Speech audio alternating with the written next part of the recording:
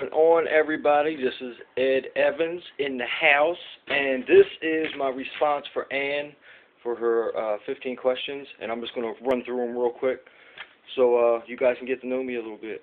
So, what's your first name in the state you live in? My name is Edward. Everybody calls me Ed. I live in Baltimore, Maryland. How long you been picking? Since May of 2012. Not long at all, only 9 months.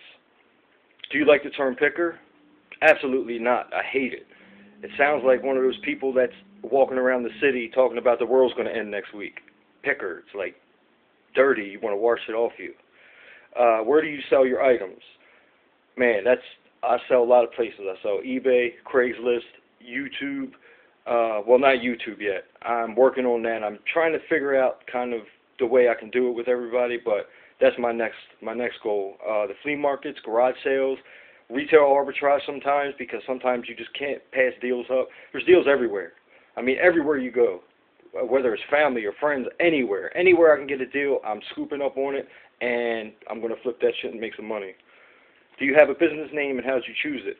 I have an eBay name, which is Amy Gobble 2012, and I wanted to name it Amy's Place after my girl, but Amy's Place was so common, and I tried different variations, and it didn't work, so I just did her first name, last name, and then 2012 because that's the year I started.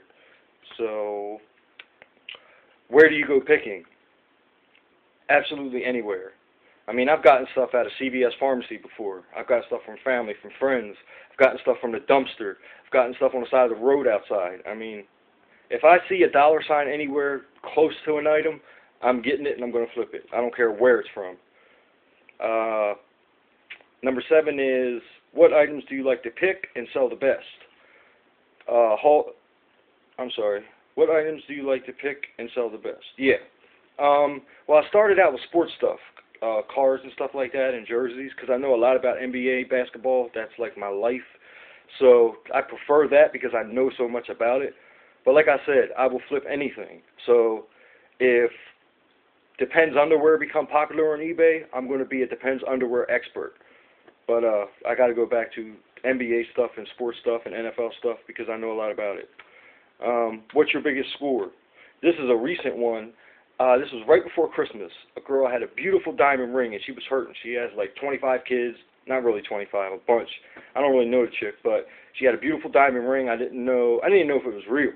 But I was just hoping, and I told her if it's not real, I'm coming back, and I want my money back. But she sold it to me for $200.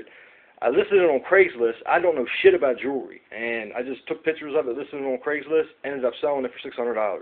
I met the guy. It was about 2 weeks later. I met him at McDonald's. We were in there. He had one of those little diamond scanner things, and he scanned over the diamond. The diamond was real. He paid me, and I sat in McDonald's eating a McGriddle. Happy as a motherfucker. Share your biggest picking sale nightmare. My biggest nightmare was not a sale, it was a buy. When I first started at the flea market, I know better now, but I was just starting. This was like a month in, and they were selling Jordans. And I talked the lady down. I thought I did something important because I talked her down. I got 8 pairs of Jordans for $30 a piece. Ended up being $240, and all I had to my name was $300. So I spent $240 on my $300, and I got home and I was looking online about fake Jordans, and I was like, shit, let me check and see if these are fake. Sure enough, all of them were fake. So I ate the $240 and just gave the shoes away because I'm not selling fake shit. The only thing I got is my word and my psh, and I'm not breaking either one. So, yeah, watch out for the fake Jordans. Is picking your only income? Yes, it is. That's why I got to hit it hard. My girlfriend got laid off from her job in February, and she gets unemployment, but that's only $524 every 2 weeks. It's nothing. It's garbage. So, yeah, I have to hit the picking hard. Number 11, does anyone help you with picking? I wish somebody did, but no, because I am 150 miles per hour. I work at a huge breakneck pace, and my girl works at about 5% of that pace. So even if she wanted to help me, I probably wouldn't take the help. I know it's bad to be that way, but I'm a bust-ass worker, and I want everybody around me to be bust-ass workers or don't be around me. So the next one is, what do you use your picking money for, bills or fun? Well, sometimes I do fun stuff, but for the most part, I mean, I have rent, all the regular bills that a normal person has. So, I mean, I'm not making hundreds of thousands of dollars picking. So after bills, if there's a little bit left over, I do indulge with Monster Energy drinks. That's like my favorite. So I guess that's fun. Number 13, who is your favorite YouTube picker? Honestly, I can't pick. I can't, because each person brings something different to the table. And if I get in here and try to start naming names, and I have like 50 people I'm subscribed to, there's probably 20 people that I watch regularly, like when I'm taking pictures and shit like that. I got stuff in the background.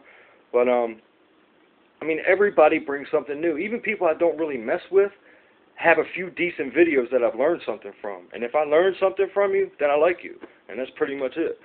If your content is garbage, then it's just garbage.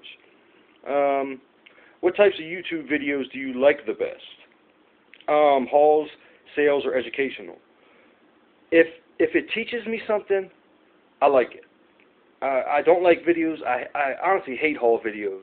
I hate seeing what people bought every day, constantly showing me this deal and that deal and this deal. Honestly, I don't give a shit.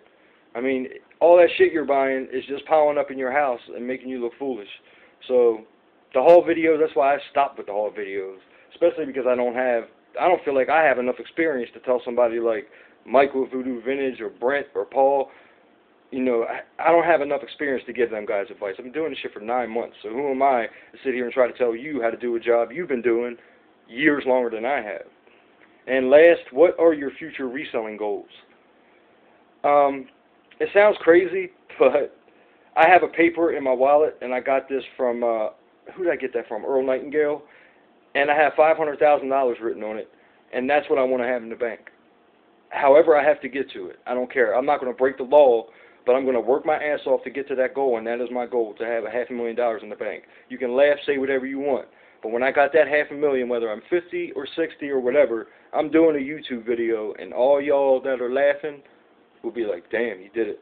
So that's all. That's the questions here. And Ann, thank you. You are awesome. I just got my fiance onto your videos, so she watches your stuff, man, and gets all kind of great advice. But this was a cool idea, and I hope you guys liked it. And peace!